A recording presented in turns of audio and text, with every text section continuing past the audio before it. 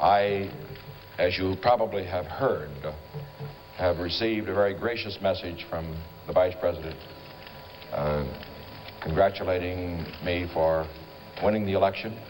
I have also had a telephone conversation with him, and I thought I might share with you and also our television audience some of the thoughts that I expressed to him in that telephone conversation.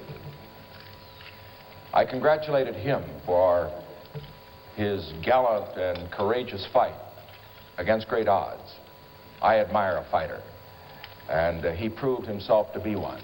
He never gave up, and he gave us a good fight. I also told him that as he finished this campaign that I know exactly how he felt.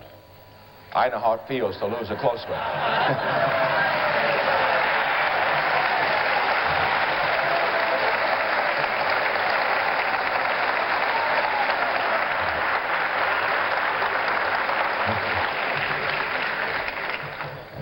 Having lost a close one 8 years ago and having won a close one this year, I can say this: winning's a lot more fun.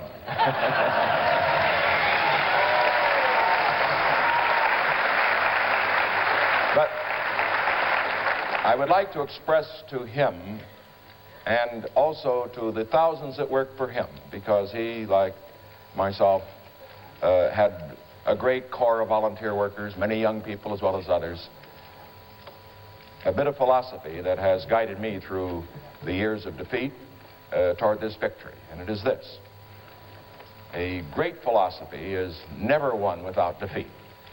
It is always won without fear. What is important is that a man or a woman engage in the battle, be in the arena, participate.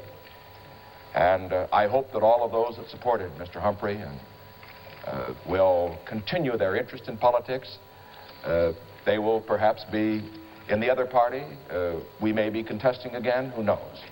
But the important thing is that our process in this country works better when we have devoted, dedicated people giving their all in battle for a cause that they believe in. And I would urge particularly the young people who supported him and lost not to be discouraged, but to continue their interest and to go on to other areas of public service. Also, I would like to report that I had a conversation today with Mrs. Eisenhower. She, of course, was pleased with the result, and she said the general was elated. This afternoon, I plan to move to go to Key Biscayne, Florida with my family for a few days off, 3 days, I think. But on the way, we're going to stop in Washington and call on the general.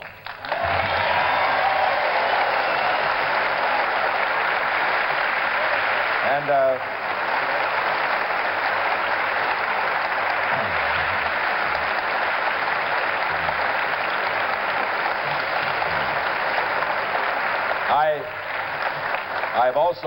I've also received a very gracious wire from President Johnson from Austin, Texas, in which he congratulated me and indicated his desire to be of assistance in the next administration. I, in turn, pledge again to him my assistance and cooperation in the interim period between now and the inauguration in any activity that may be helpful in bringing the peace to the world that we all want.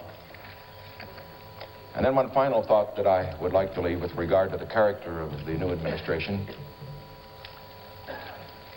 I saw many signs in this campaign. Some of them were not friendly. Some were very friendly. But the one that touched me the most was one that I saw in Deschler, Ohio, at the end of a long day of whistle stopping. A little town, I suppose 5 times the population was there in the dusk. It was almost impossible to see, but a teenager held up a sign, "Bring us together." And that will be the great objective of this administration at the outset, to bring the American people together. This will be an open administration, open to new ideas, open to men and women of both parties, open to the critics as well as those who support us. We want to bridge the generation gap. We want to bridge the gap between the races.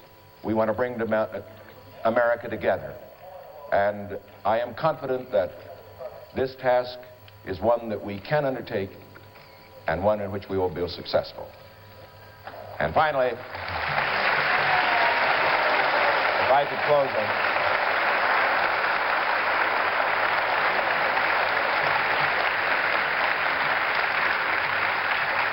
could close on personal note, I mentioned my many supporters around the country and the wonderful people in this room who stayed up all the night. So did I. But surrounding me are 4 people who have meant much to this campaign and to my life. My wife, who has endured more of my speeches than even the members of the press, and you know how tired you get tired of them.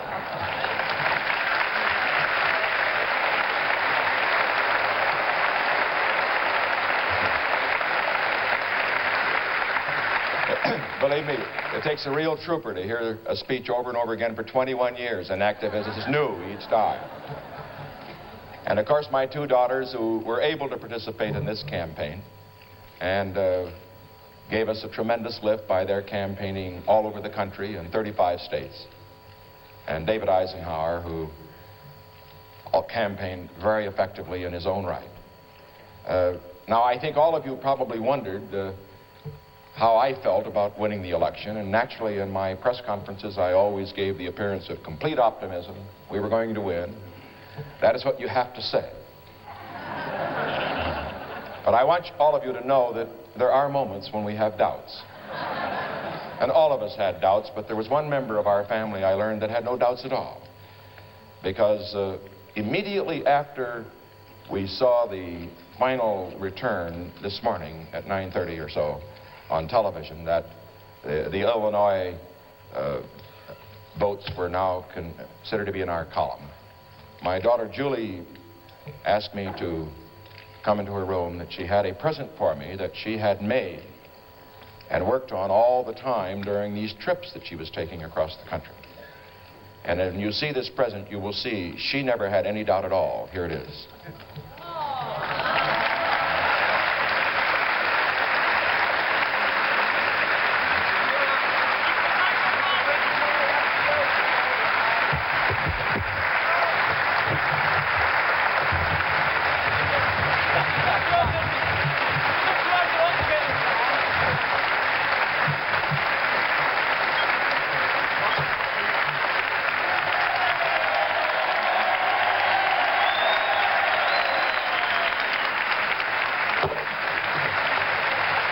Ladies and gentlemen, to show you how unsophisticated I am about this kind of art, when I saw it, I said, "Isn't that needlepoint?" And she said, "No, it's cruel." But it's the kindest thing that I've had happen, even though it's cruel. Thank you.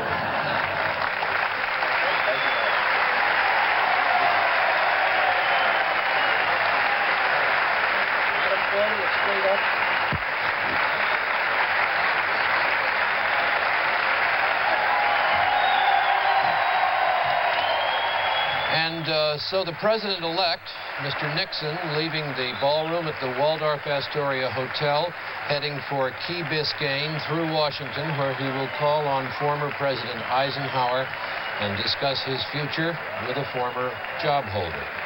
And there he is now with his family, shaking hands. The campaign ended, the 4 years of his presidency heading ahead of him. And that we'll have more special reports during the day on this election, but that brings us to an end of this particular phase. For Sandra Van Oker and John Chancellor, thank you.